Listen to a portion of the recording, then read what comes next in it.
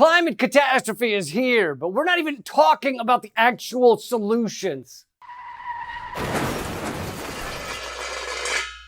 Climate chaos is here, right now. It's not something off in the future like fast food restaurants selling insect burgers or emotionally fulfilling sex with robots or a lab-created dinosaur accidentally getting loose in a shopping mall. I can't wait, all right? I hope they have bleachers out front the mall. I'm excited.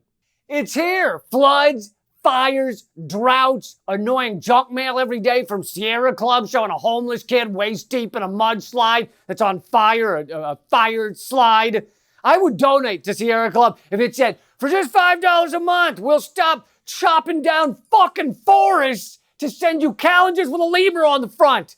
I would donate to that. I would. Nothing against lemurs. You guys are doing the best you can. I see you. But really, climate catastrophe is here. So what can we really do?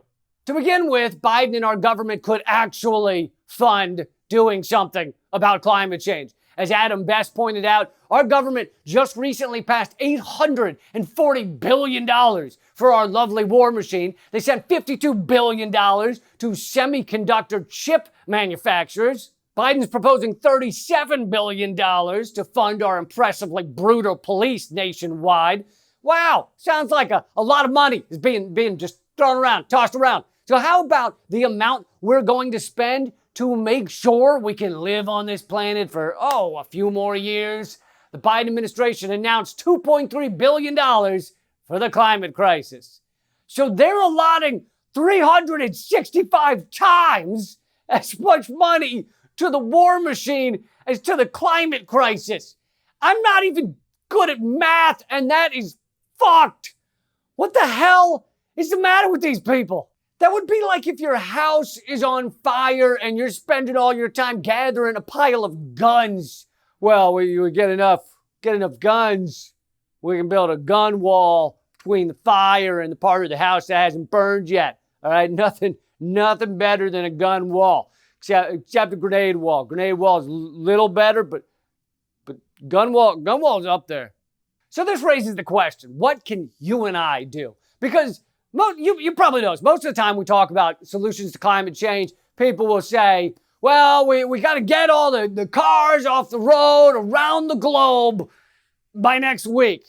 Oh, okay. Well, I have a friend with a tow truck. You met Eddie? He can come by. We'll tow the world's cars off the roads, and we'll just put them in. We put them in my backyard. I'll ask my wife. It'll be fine. No, I know, but it'll be fine.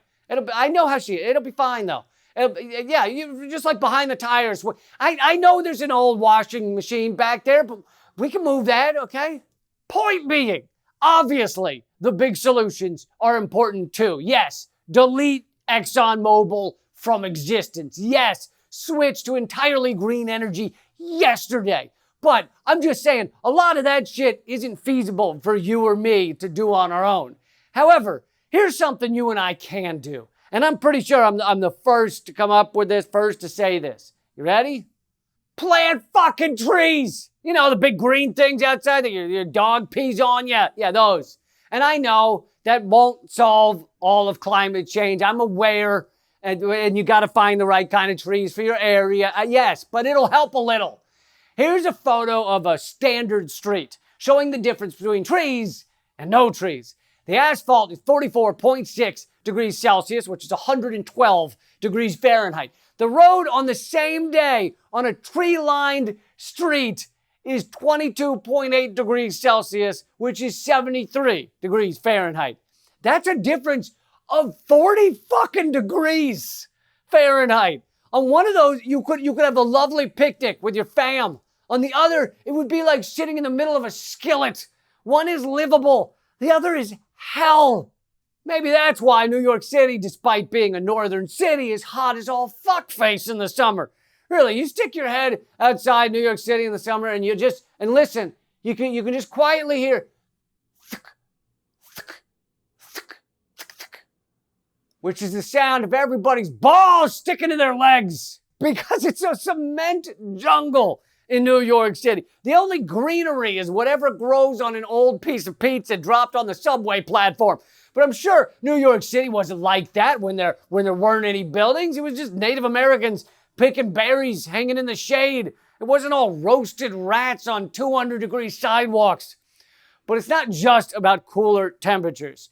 Trees also hold the soil in place, which might be a good thing if you want to come back home and not find out your house is in your neighbor's yard. Ah, God damn it, forgot to put the parking brake on. And climate change means more flooding. Just the other day, they reported that California may soon see a mega flood, the likes of which they've never seen before. So more flooding means more landslides, which means more need for nature's parking brakes. Reason number 3, plant some trees. Trees and other green plants take in carbon dioxide that humans and other organisms produce. We exhale the bad shit, and trees breathe it in. Now again, I know they can't do everything. I'm aware if you're exhaling 3 packs of menthols a day and farting out KFC's family buffet bucket, I doubt the trees can cleanse all that. But at least they'll put a dent in the problem. They'll do their best. Couldn't hurt. They release oxygen.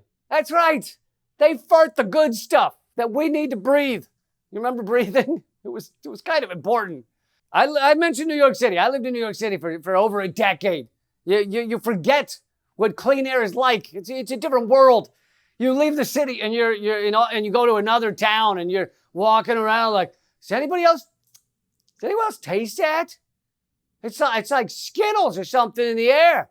The world tastes good. Is it just me? Yeah, that's called clean air. Point being, there are some big things that need to be done to slow climate change, such as ending our unhinged Dr. Strangelove on a bad day war machine, which emits more carbon dioxide than many entire countries. But while we're fighting for those big changes, we should also be making our communities somewhat more livable and sustainable. That's it for now, but please leave a comment and subscribe. Also, this show is entirely funded by you and people like you. No states fund it, no corporations fund it. We just rely on you becoming a member on Patreon. Thanks, and keep fighting.